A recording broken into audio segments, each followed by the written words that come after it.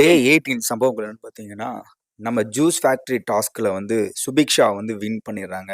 அவங்க நாமினேஷன் ஃப்ரீலேருந்து தப்பிச்சு அவங்களுக்கு ஒரு நாமினேஷன் ஃப்ரீ பாஸும் கிடைச்சிருக்கு. இங்க பார்த்தீங்கன்னா, சுபிக்ஷா விசஸ் ரம்யா கூட 2 பேர்கிட்ட டீல் போட்டது பாரு. அவங்க 2 பேர் கூட டீல் போட்டது வந்து கேம் ஸ்ட்ராட்டஜி. சுபிக்ஷா வந்து நாமினேஷன் ஃப்ரீ பாஸை வந்து வாங்கிட்டு ஒன்னும் அவங்க குடுக்கல யாருக்குமே. நெக்ஸ்ட் வீக் நாமினேஷன்ல தான் யார் குடுக்க போறாங்கங்கிறத வந்து சொல்லணும்னு பிக் பாஸ் சொல்லிட்டாரு.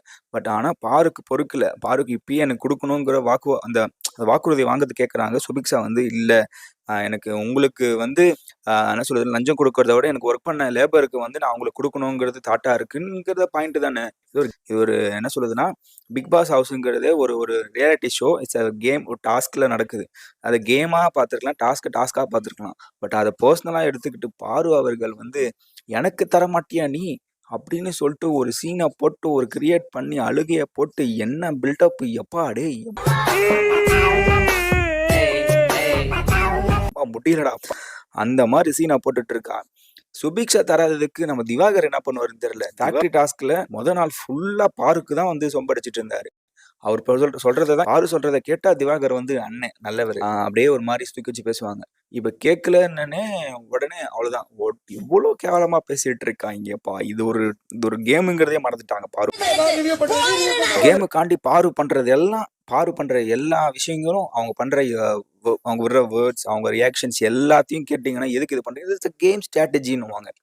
ஆப்போசிட்ல யாருன்னா வந்து என்ன ஒன்று பண்றாங்க அப்படின்னா அது வந்து கேவலமான விஷயம், அது வந்து எச்ச செயல். அப்புறம் வந்து அது என்ன சொல்றதுன்னா பேக் ஸ்டாப், இவங்களை வந்து முதல குத்துறதுன்னு சொல்லிட்டு பயங்கரமா ரியாக்ட் பண்ணிட்டு இருப்பாங்க. இதை சப்போர்ட் பண்ணி வேற வெளியே ஒரு கூட்டம் பாருக்கு சப்போர்ட் பண்ணி சுத்திட்டு இருக்கு. சில பேர் காசு வாங்கிட்டு இருக்காங்க. காசு வாங்கி போடுற விஷயங்களை பார்த்து அது உண்மைன்னு நினைச்சு சில பேர் வந்து சப்போர்ட் பண்ணிட்டு இருக்காங்க. நம்ம கானா வினோத் எப்பா யாரு சாமி இவரு வந்து நல்லா கேம் பிளே பண்றாரு.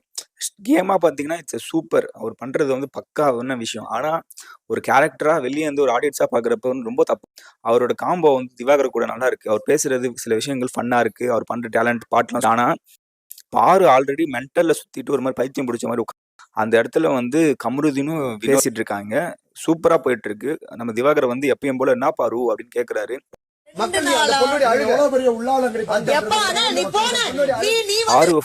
ட்ரிகர் பண்ணி நீ பண்ணது தப்பியா, நீ ஏன் அப்படி பண்ண அப்படின்னு திவாகரை திட்டுற மாதிரி பாரு நல்லா ஏத்தி விட்டாங்க. திவாகர் ஒரு மாதிரி கடுப்பாயிட்டு ரியாக்ட் பண்ணனே அவ்வளவுதான். பாரு அகேன்ஸ்ட் திவாகர் ஒரு மாதிரி பண்ணிட்டு இருக்காங்க. அவ்வளவு பெரிய பஞ்சாயத்துக்கு ஆரம்ப சொல்லி பிள்ளையார் சொல்லி போட்டது நம்மளோட கான வினோத் அவர்கள் தான். அவர் வந்து டக்குன்னு ஒரு மாதிரி பண்ணிடுறாரு. அப்புறம் கமருதீன் போயிட்டு தடுத்து பேசிட்டு இருக்கப்ப ஒரு வார்த்தையை விட்டு ஒன்னும் ட்ரிகர் பண்றாரு திவாகரை.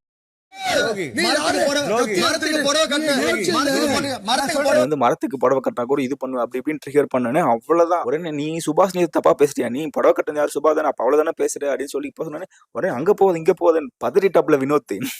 பேசுறதையும் பேசிட்டு அப்புறம் வெளியே போய் சொல்லக்கூடாதுக்காக இவரு குடுன்னு திவாகர் முன்னாடி போயிட்டு திவாகரை பத்தி உள்ள எல்லார்ட்டையும் பேசிட்டு இருக்காரு.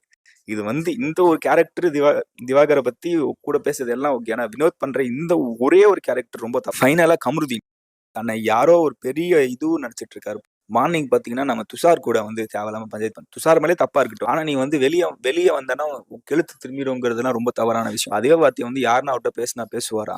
அப்புறம் வந்து பாரு பிரச்சனை இல்லை. பாருக்கும் திவாகருக்கும் சண்டையா நடுவுல உள்ள போகணும் அவசியமே கிடையாது. உள்ள போயிட்டு தேவையில்லாம திவாகரை வந்து ஒரு மாதிரி ட்ரிகர் பண்ணி அடிக்க போறது, அவரை வந்து பொம்பளை பொறுக்கின்னு சொல்றது. அந்த பொம்பளை பொறுக்கிங்கிற வேர்டை அந்த யூஸ் பண்றதுக்கு உனக்கு நியாயம் இருக்கா?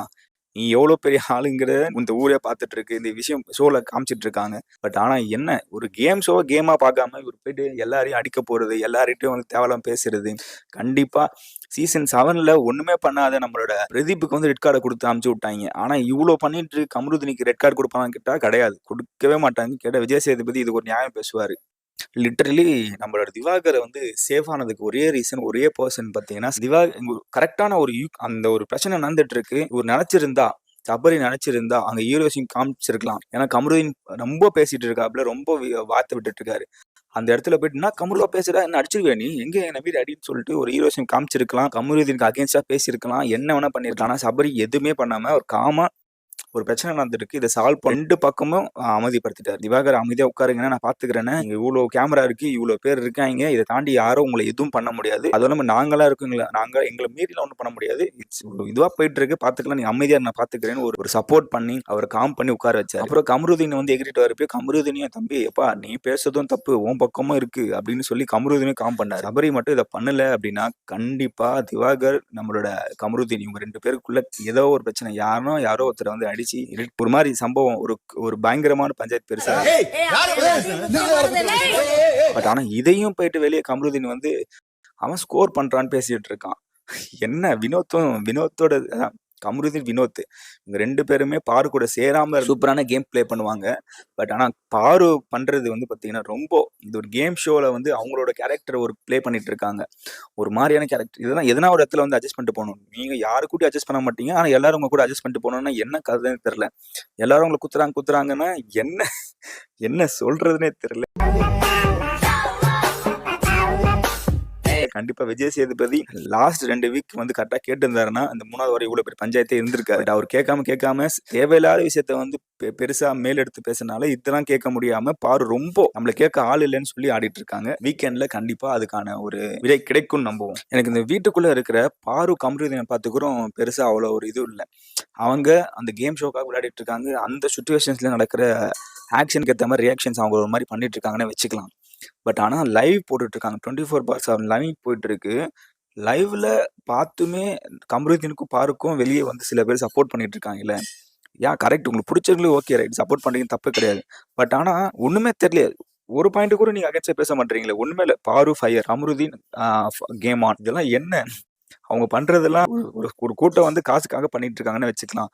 பட் அவங்க காசுக்காக பண்றத உண்மைன்னு நினைச்சு சில பேர் வந்து சப்போர்ட் பண்ணிட்டு இருக்கீங்களே. உங்களை பார்த்தா தான் எனக்கு பயமா இருக்கு.